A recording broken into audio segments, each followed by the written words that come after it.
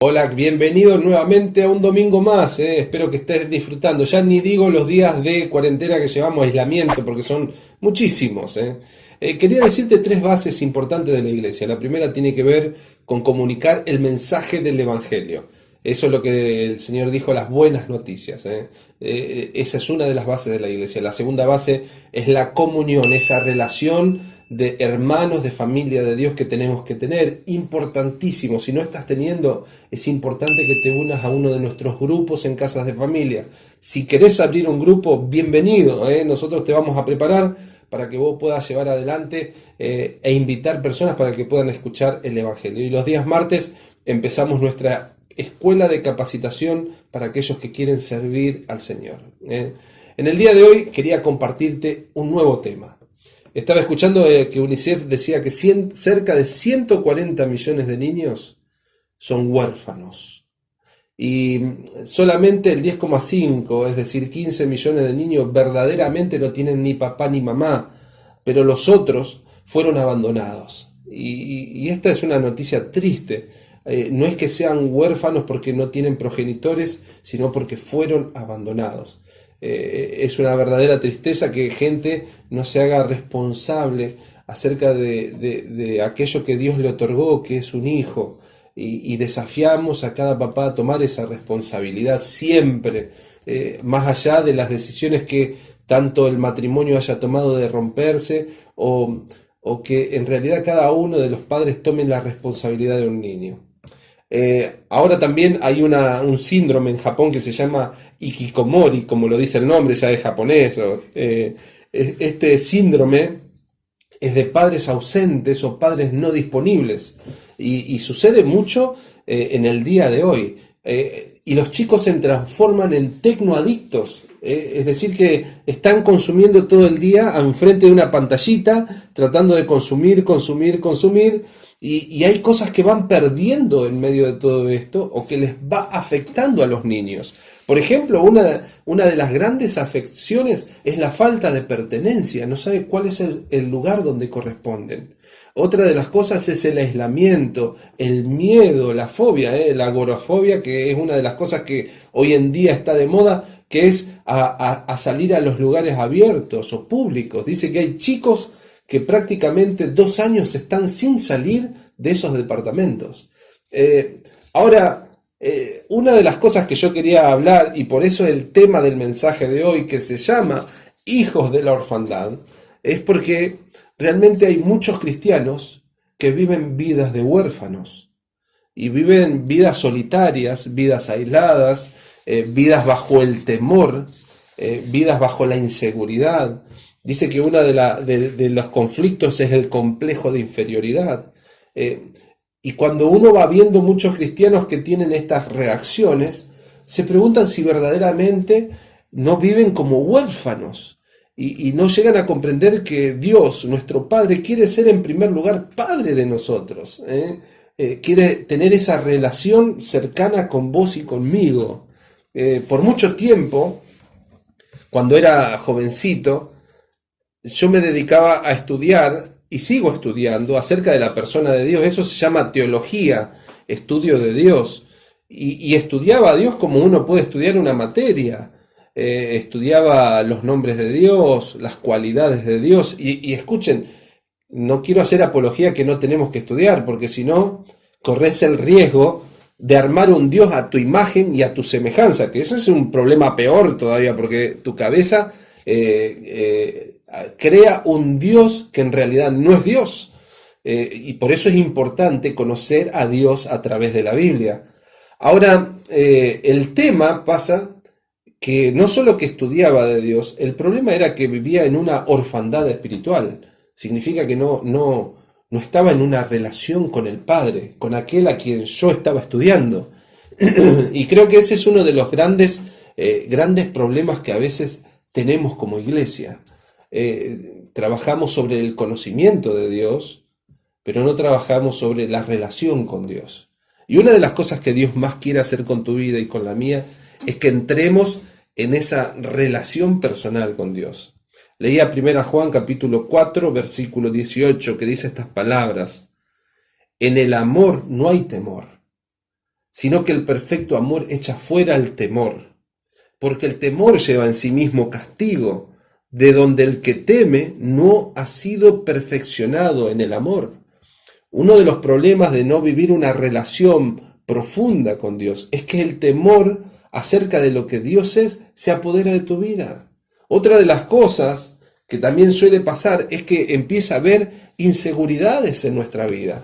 Imagínense, uno se lo imagina a Dios esperando allí en una mano un látigo y en otra mano un premio. Si hago bien me premia, si hago mal me castiga. Tal vez esa era la teología que tenía un poco Job. Job le decía a Dios, y ustedes si quieren ver, Job es un hombre que está escrito un libro acerca de él en la Biblia, y Job dice: hasta sacrifiqué por las dudas si mis hijos pecaban. ¿Por qué, Dios, me hiciste esto? Él entraba en una discusión con Dios. Su teología era un Dios con un rebenque en una mano y un premio en la otra, y creía que premiaba a los que hacían bien las cosas y castigaba a los que hacían mal las cosas. Era su imagen de Dios, hasta que empezó a tener una relación con Dios y cambió su teología. Entendió que Dios es mucho más grande que eso. A veces nos preguntamos: ¿estará Dios enojado conmigo? ¿Y si me abandona? Pero cuando uno entra en una paternidad con Dios, puede decir las palabras de Josué capítulo 1 versículo 5, que dice así: el Señor dice: nunca te dejaré, nunca te desampararé. Y dice: como estuve con Moisés, yo estaré contigo. Esas son las palabras de un padre. Un padre puede estar enojado profundamente, pero no te va a desamparar, porque es un padre de amor. Y nosotros tenemos que entrar en esa relación paternal de Dios. Una cosa es el hijo pródigo que fue rebeldía y que se fue de la casa, y de pronto ustedes lo van a ver que en un momento entra en recapacitación y dice: en la casa de mi padre. Él sabía que no había perdido su padre, pero dice: en la casa de mi padre, decía, hay abundancia de pan y yo aquí perezco de hambre. Me levantaré y iré a la casa de mi padre y le diré: Padre, he pecado contra el cielo y contra ti. O sea, restauremos una relación, Padre. Y ahí, pero él decidió alejarse de Dios. Entonces, el tema es que hay hijos rebeldes, pero hay hijos huérfanos. Y de eso se trata este tema: hijos de la orfandad. Creo que el problema no es el rebelde, porque sabe que hay un padre. El gran problema es los que están en la casa y no saben que en realidad Dios está como un padre para ellos. Y creo que a veces ese es el gran conflicto que tenemos nosotros los cristianos. Y vivimos nuestra vida con inseguridades, con temores, con falta de fe. Pero Dios nos quiere llevar a otro asunto a nuestra vida.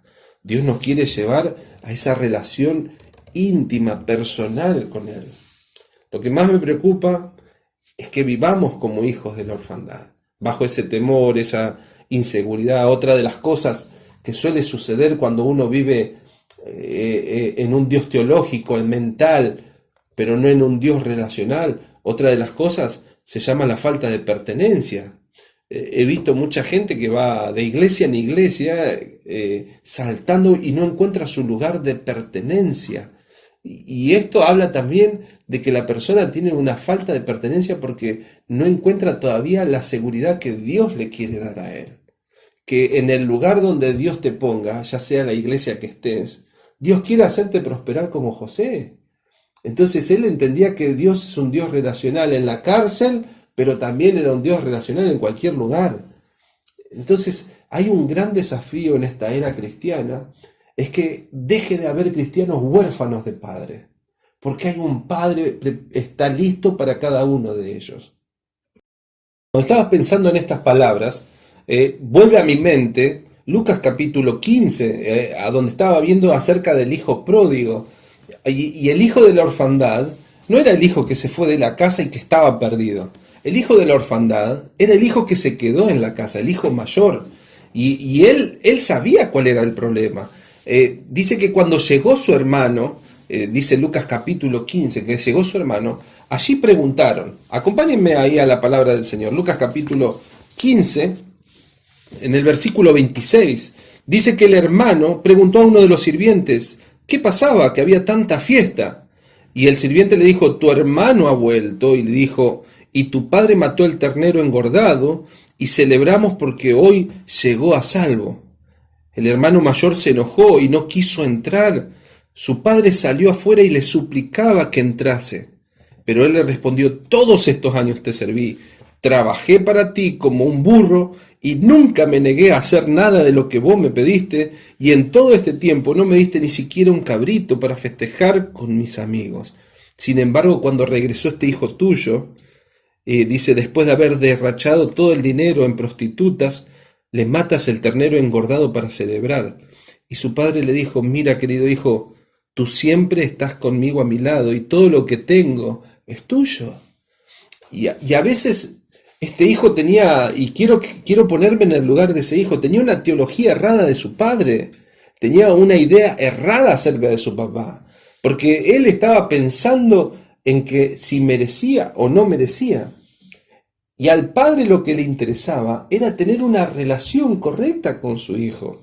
Fíjense el corazón del padre, dice, salió afuera y le suplicaba, le estaba diciendo, somos familia, hijo, entra, vamos a disfrutar este tiempo juntos por tu hermano. Pero él no estaba viendo esa relación como algo importante. Y creo que a veces nosotros no llegamos a entender el corazón de Dios, que Dios nos ama de una forma tal. En un punto le dice, hijo mío, todo lo que tengo es tuyo, todo lo que tengo es tuyo. Todo está al alcance de cada uno de la mano de sus hijos. Sin embargo, vivimos como hijos huérfanos, sin poder acceder a todas esas riquezas y bendiciones celestiales que dice Efesios capítulo 1, que dice que nos sentó en lugares celestiales con Cristo. Sin embargo, podemos estar en la misma casa, podemos venir todos los domingos a la iglesia, que ahora no podemos por la cuarentena, pero podemos al mismo tiempo no estar en una relación con el Padre.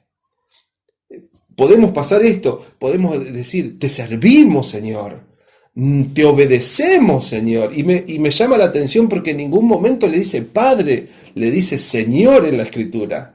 O sea, tenía una relación como el jefe, pero no como un padre.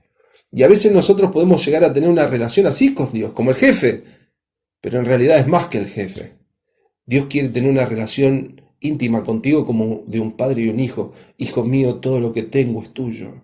La palabra de Dios dice que nos hizo herederos con Cristo. ¡Qué tremendas palabras!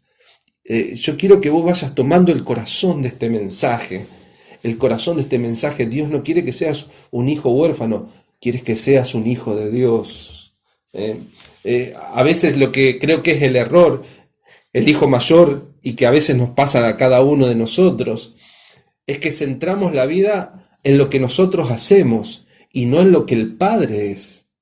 Y ese es uno de los grandes errores en los cuales nosotros estamos viviendo y nos transforma en hijos de la orfandad, porque pensamos nosotros que merecemos o no merecemos por lo que nosotros hacemos. Sin embargo, el asunto aquí no está basado en lo que vos sos, está basado en lo que Dios es. Y Dios es un Dios de amor, de gracia, que te da el acceso a todas sus cosas. Tremendo esto. Por eso yo quiero desafiarte a que ya no vivas una vida de orfandad cristiana, o una vida de solo conocimiento teológico de Dios, sino que entres en una relación con el Padre del cielo. Para aquellos que desconocen un poco el tema de Biblia, y creo que es una de las cosas que necesitamos crecer en conocer la palabra de Dios para tener un conocimiento claro de Dios. El Antiguo Testamento está dividido de las siguientes formas. Comienza hablando acerca de la ley. Los primeros 5 libros son específicamente para eso. Después hay un conjunto de libros que habla de la historia del pueblo de Israel.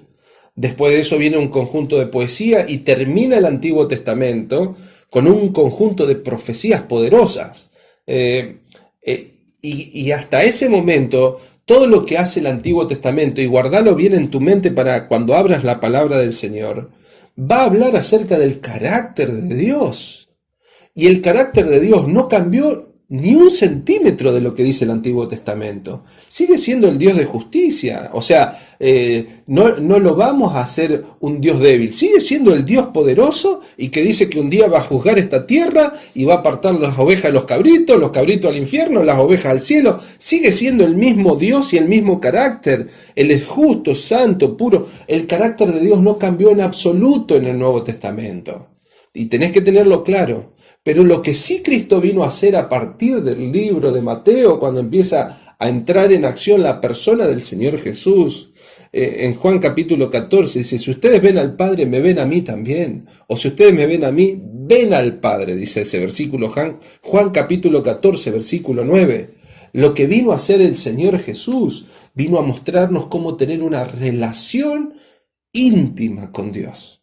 Esa relación que fue quebrada por el pecado, empezó a ser ahora una relación íntima a través de la obra poderosa de Jesucristo en la cruz del Calvario para perdonar nuestros pecados y declararnos delante del Padre limpios y santos y empezar a tener una relación de padre e hijo con Dios. Tremendo esto.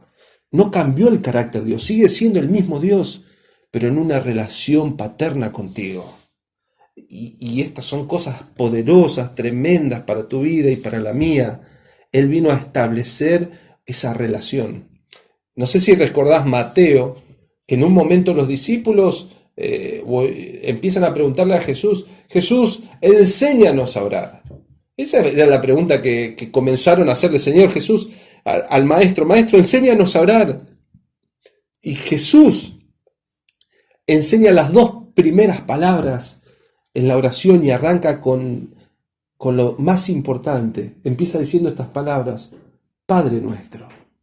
Fíjense que no dijo Señor Todopoderoso, Dios Omnipotente, Soberano Rey de la Tierra. Cuando les enseñó a orar a sus discípulos, les enseñó a orar una relación, Padre nuestro. Y la palabra Padre es una palabra profunda que significa el formador, el que genera nuestra vida. ¿Saben? En el Nuevo Testamento aparece la palabra Padre 355 veces. En realidad aparece 381, 355 versículos mencionan la palabra Padre. ¿Será que Dios puso esa palabra allí para que nosotros nos relacionemos con el Todopoderoso? Puso la palabra Padre para que entendamos la relación íntima que Él quiere tener con nosotros.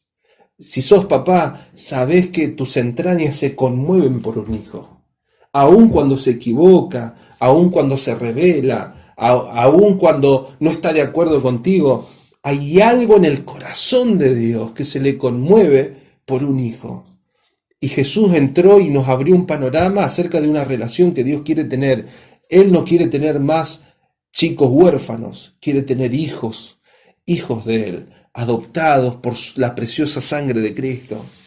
Mateo capítulo 6, versículo 8, dice así, no hagáis pues semejantes a ellos, pues vuestro Padre sabe de qué cosas ustedes necesitan, inclusive antes que se lo pidan.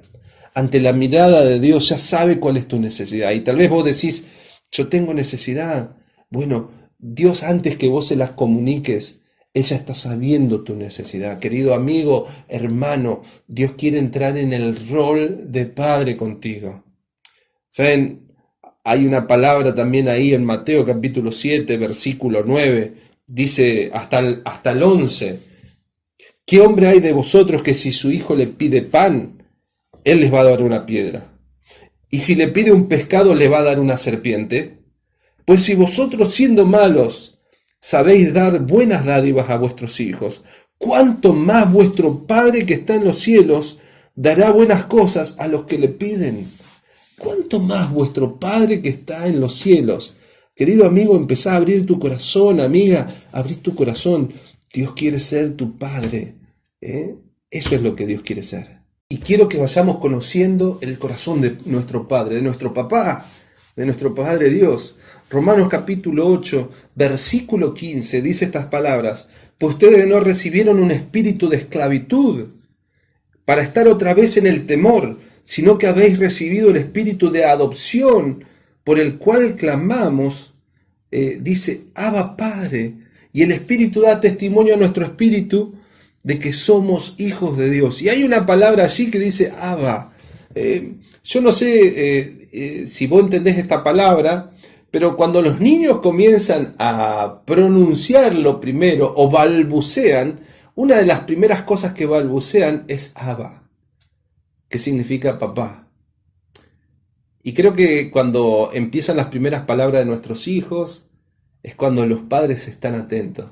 Miraba en esta semana un niño que está empezando a caminar y por supuesto estaban todos los padres y los abuelos allí babosos con este niño, en el buen sentido, ¿no es cierto?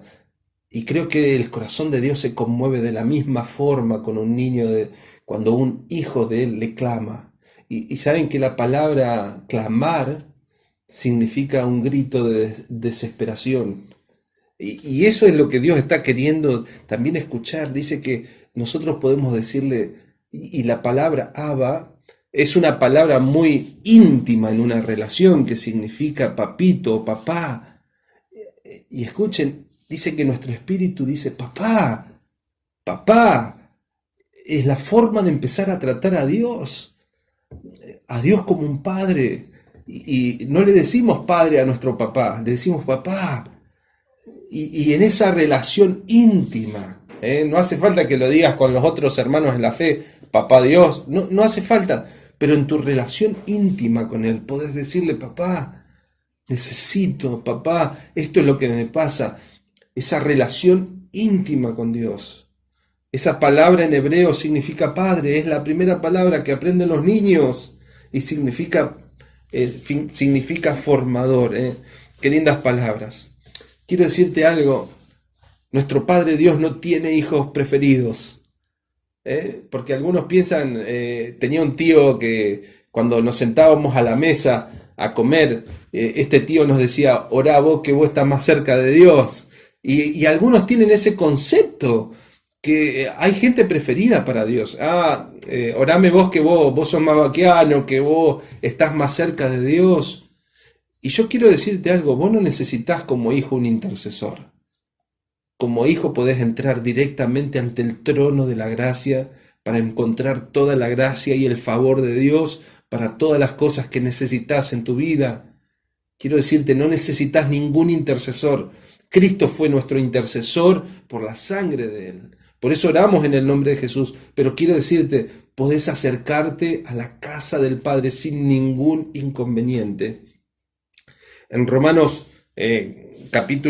Efesios capítulo 2, versículo 18 dice, ahora podemos tener acceso al Padre por medio del Espíritu Santo, gracias a lo que Cristo hizo por nosotros. Y dice, tenemos acceso al Padre. Romanos capítulo 10, versículo 12 dice, no hay diferencia, escuchen, no hay diferencia, para Dios no hay diferencia entre los judíos y los gentiles en ese sentido.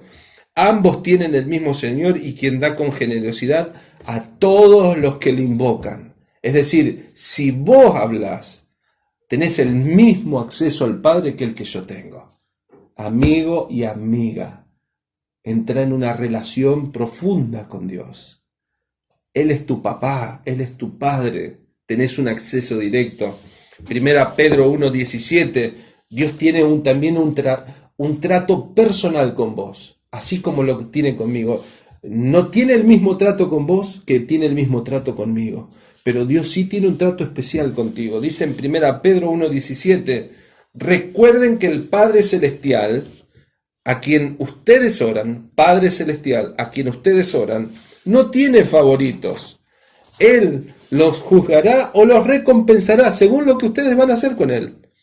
Así que tienen que vivir con un reverente temor de Él durante toda la estadía como residentes temporales. Quiero decirte algo. Ahí las últimas palabras dice residente temporal. Y ya voy terminando en este día. Espero que te grabes a fuego esa relación profunda con el Señor. Efesios capítulo 1 dice que nos adoptó como hijos. Y qué tremenda palabra. El Señor nos encontró en la calle, como hablé en un momento, perros de la calle, y nos puso a su lado y dice, ahora sos mi hijo. Y tenemos un sello que dice, somos hijos de Dios. Entonces, tenés que tener esta importancia. Ya no sos un huérfano, sos un hijo, tenés un lugar, tenés pertenencia, tenés un padre, tenés seguridad, tenés quien te respalda, tenés quien te provee. Hay una riqueza incontable en eso, pero todo comienza en una relación con Dios. Hablando de residentes temporales. Residentes temporales significa alguien que está por un poco de tiempo. Y Pedro tenía claro esto. Dice, tú cuando orás al Padre Celestial, vos tenés que tener en cuenta que un día vas a ir delante de Él. Y somos residentes temporales. Este es el estuche que Dios nos dio para residir en este tiempo. Algunos estuches están bien terminados, otros medio mal formados, pero todos tenemos un estuche que nos lleva en esta vida. Pero este estuche es la residencia temporal de lo que somos. Hay una residencia eterna. Terminamos esta vida y todos vamos a atravesar ese momento. Pablo decía, este cuerpo se va desgastando, en algún momento yo me voy a morir, como vos y yo, todos vamos a partir. Y termina nuestra residencia temporal en este cuerpo para recibir una residencia eterna. Y la Biblia habla de dos lugares, una residencia eterna con Dios y una residencia eterna sin el Padre, sin Dios. Los que han puesto su fe en Jesucristo para salvación, a la vida eterna. Y si todavía no tenés a Cristo como tu Salvador, este es el momento que necesitas pedirle al Señor que sea tu Salvador. Esta residencia es temporal, como decía, pero el Señor Jesús quiere darte una residencia eterna. Saben que una de las cosas que me desafío siempre es este pedido de Dios, que reconciliemos a la gente con Dios, que pasen a ser de hijos de perros de la calle a hijos de Dios. Y quiero desafiarte, para eso vino Jesús a morir en la cruz y dijo estas palabras del Señor Jesús. Así como la serpiente fue levantada en el desierto, así es necesario que el Hijo del Hombre sea levantado. Y allí el Hijo de Dios fue levantado en una cruz, para que todo aquel que en Él crea no se pierda, sino que tenga vida eterna, residencia eterna. Y yo quiero decir, si pones solo una mirada de fe en Jesucristo, en la obra que Él hizo en la cruz, por vos y por mí, pones tu mirada de fe y levantás una oración sincera, sos salvo. Empezás a tener vida eterna. Simplemente tenés que decirle, Dios, creo en tu Hijo Jesucristo y te acepto como mi Salvador. Sé mi Salvador. En tu nombre, Jesús. Amén. Y si le dijiste así, bienvenido. Ya sos parte de la familia de la fe, parte de los que hemos puesto nuestra fe en Jesucristo. Quiero cerrar con estas palabras. Querido hermano, tenés dos formas de vivir esta vida. Podés vivirla como un huérfano o podés vivirla como un hijo de Dios y estar seguro de quién sos. Yo he decidido vivir una vida como hijo de Dios. Espero que así sea en tu vida. Nos encontramos la próxima semana. Dios te bendiga. Y allí los dejo a ustedes para que puedan hacer su oración en sus grupos pequeños.